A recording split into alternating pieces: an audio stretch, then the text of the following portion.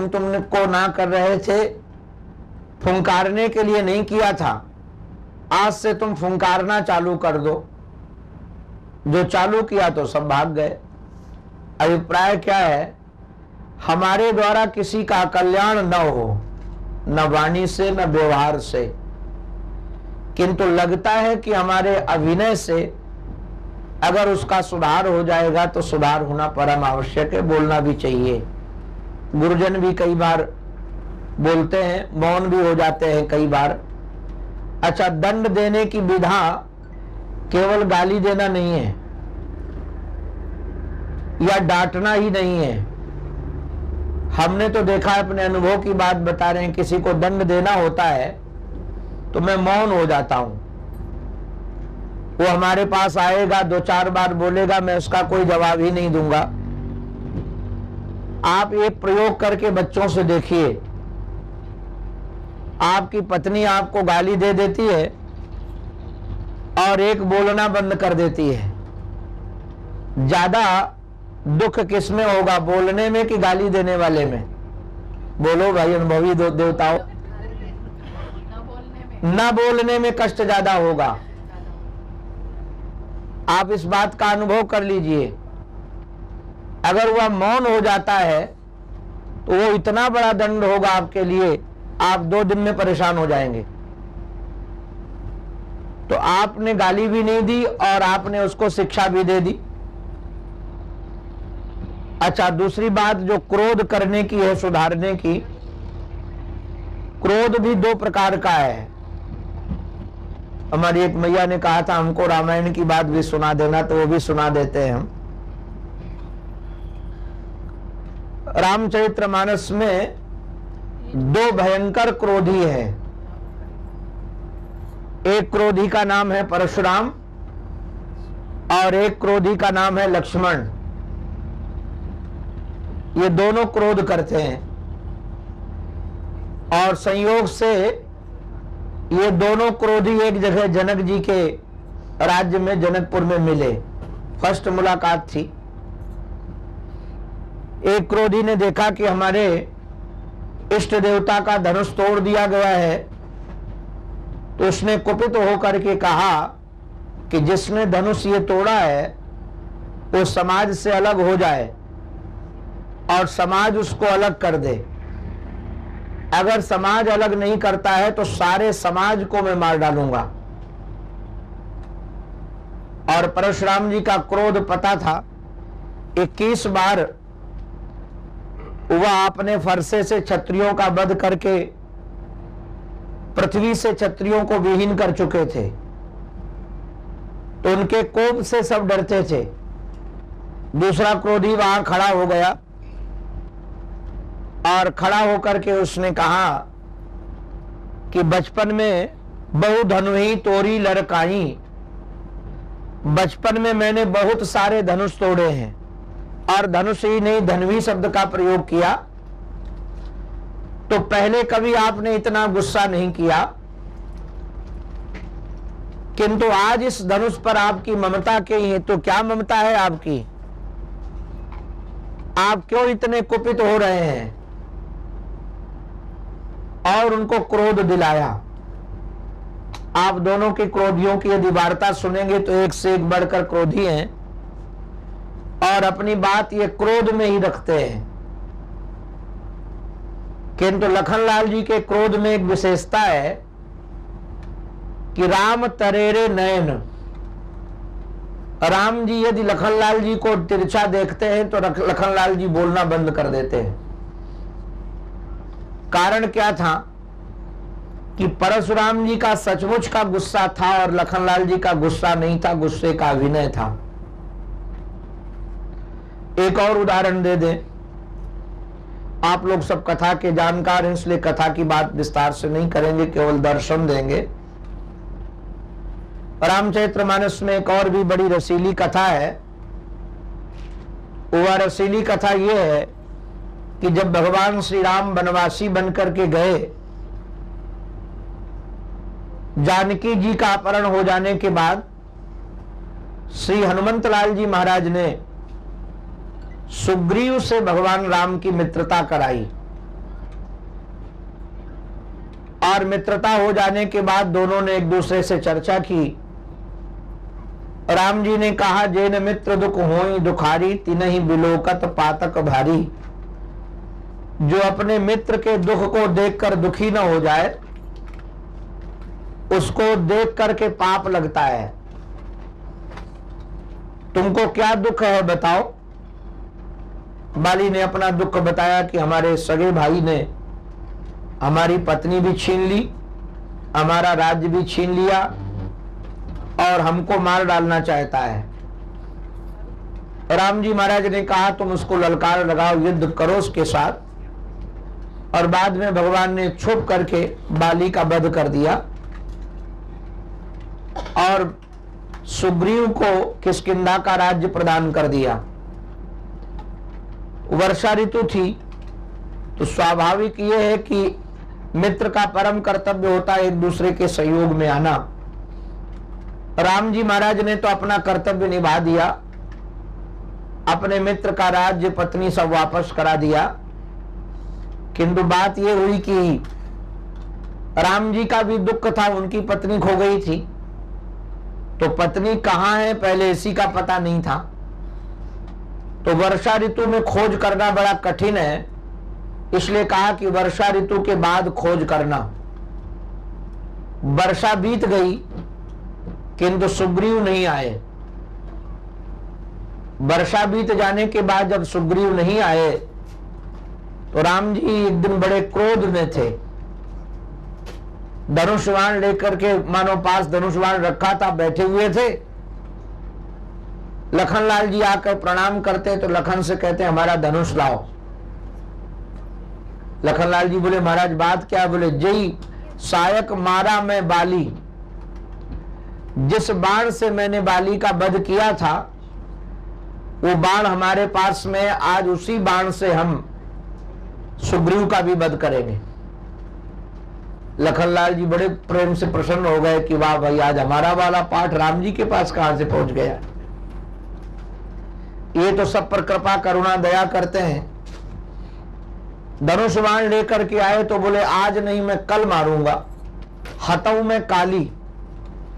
गुस्सा तो मैं आज बहुत ज्यादा हूं तुम्हारे ऊपर, किंतु कल गाली दूंगा, कल गाली सुनने के लिए आ जाना। ये गुस्सा नकली है कि नहीं है? हम आज कहें कि आज आपने अपराध किया है तो हमको गाली देना है आपको, किंतु गाली आज नहीं देंगे, कल सुबह सुबह आ जाना, 8 बजे नाश्ता करने के बाद फिर तुमको गाली देंगे। तो ये गुस्सा नकली होगा कि नहीं होगा? पक्का होगा नकली।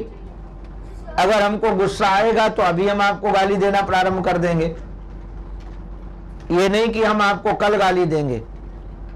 लखनलाल जी धनुष्वाण लेकर के चल पड़े, किंतु भगवान ने दूसरा सूत्र और दे दिया।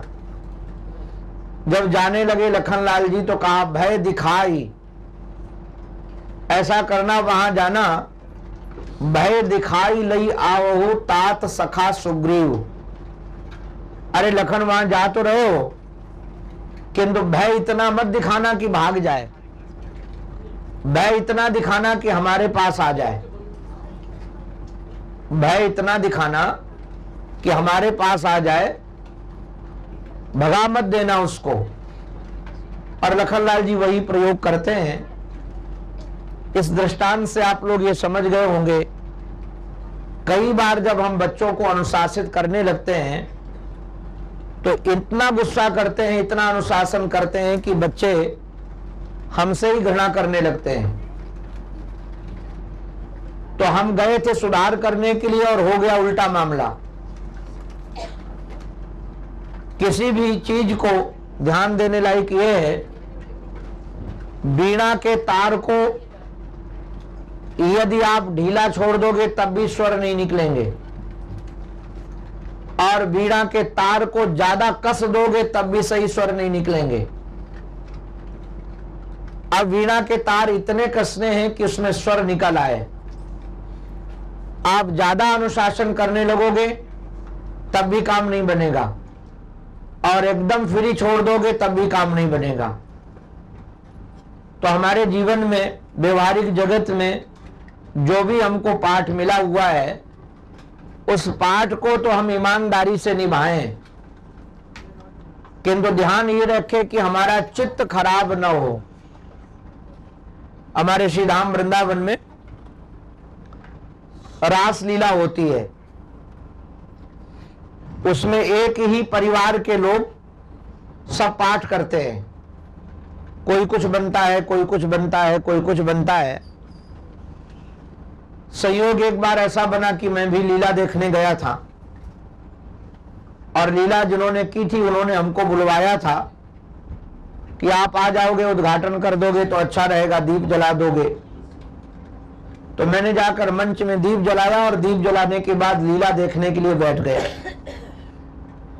उस दिन कंस उद्धार लीला थी। अब भगवान श्री कृष्ण को कंस का वध करना था, और कंस सिंहासन पर बैठा था। भगवान श्री कृष्ण एक छोटे से बालक मंच के चारों तरफ घूम रहे थे उसको मारने के चक्कर में। और कृष्ण जब झपटे कंस के ऊपर, सीढ़ियां थी मंच में, तो उसका पैर पैर फिसल गया उस बच्चे का, और बच्चा गिर गया। जो पैर फिसला और बच्चा गिरा, इतने में पर्दा गिरा दिया गया। जो कंस उस बालक को मारने के लिए तैयार था, वही मुकुट फेंक करके उस बच्चे को उठा करके चूमने लगा। कहीं चोट तो नहीं लग गई, कहीं कुछ लग तो नहीं गया। मैं देखने लगा कि मामला ये कैसा, दुनिया को ठग रहे हैं लोग। अभी पर्दा के सामने एक दूसरे को मारने के लिए घूम रहे थे, और पर्दा गिरते ये कंस रो रहा है कृष्ण के लिए कि कहीं चोट तो नहीं लग गई। बाद में मुझे पता चला कि कृष्ण बना हुआ जो बालक था वो कंस का पुत्र ही था। केवल रंगमंच पर एक दूसरे के महाराज विरोधी बने खड़े थे। तो याद रखिएगा, जो पाठ मिले हमको, उस पाठ में भले आप क्रोध दिखाओ, अनुशासन दिखाओ, किंतु आपके अंतःकरण में उसके प्रति कल्याण का ही भाव। पर्दा गिरे तो एक दूसरे के लिए तड़प पड़ो। अगर इस भाव से आप अनुशासन करोगे तो आपका भी चित्त शांत बना रहेगा, और आप जो कहना चाहते हो वो कह सकोगे, आप जो करना चाहते हो वो कर सकोगे। इसलिए भाई ध्यान रखना ये है कि हमारा जीवन शांत बना रहे, सुखी बना रहे। हमारे महाराज जी एक वाक्य कहते थे, दया इतनी मत करो जो स्वयं दयनीय बनना पड़े। दूसरे को अनुशासन में लगाने के लिए कहीं ऐसा ना हो कि तुम्हें भी अनुशासन में लगाने के लिए कोई चाहिए। कई बार हम समाज की चिंता करते करते, बच्चों की चिंता करते करते स्वयं बीमार पड़ जाते हैं, फिर हमको डॉक्टर की जरूरत पड़ने लगती है। दूसरों का टेंशन करते करते अपने इतने टेंशन में आ जाते हैं कि अपने को ही गोलियां खानी पड़ती हैं। ये तो किसी भी दृष्टि से उन्नति का रास्ता नहीं है। इसलिए अनुशासन करना परम कर्तव्य है, किंतु अनुशासन ऐसे किया जाए, बस ध्यान यही रखना है कि अपना चित्त खराब न हो, अपनी शांति बनी रहे। और वह तब होगा जब आप अपने को पाठ करने वाला मानोगे। तब अगर आपको सचमुच में लगेगा कि नहीं नहीं हम पाठ करने वाले नहीं, हमारा एक दायित्व है और इस दायित्व में हम अपना काम करेंगे, तो आपका ही जीवन अशांत बन जाएगा। हम कितने पिताओं को जानते हैं कि बेचारे बच्चों को ठीक करने के लिए जा रहे थे, स्वयं बिगड़ गए। कर्मचारियों को सुधारते सुधारते कई बार अपना जीवन बिगड़ जाता है। और एक और भी बताएं, यत्र यत्र मनोदेही धारये सकलम धियः। इसका अर्थ यह है कि जिसका हम बहुत ज्यादा गहराई से चिंतन करते हैं, अच्छाई या बुराई का, वह अच्छाई और बुराई हमारे अंदर आ जाती है। एक आपको बिल्कुल प्रामाणिकता के आधार पर मैं एक बात सुना देना चाहता हूं। अभी नवंबर में मुझे अफ्रीका जाना था, गया था, तो वहां 3 दिन के लिए मैं सफर में निकला। कथा करने के बाद लिविंगस्टन एक जगह वहां गया था मैं, लगभग जहां से मैं रुका था करीब 700 किलोमीटर की दूरी बाई रोड जाना हुआ। अब वहां जो व्यक्ति ड्राइवर था जिसके बगल में मुझे बैठना था, वो काला व्यक्ति था और उसके शरीर से एक बड़ी दुर्गंध निकल रही थी। अब मैं उसको कह तो नहीं सकता था कि तेरे को दुर्गंध निकलती है, तू ठीक कर अपने को, ड्राइवर है।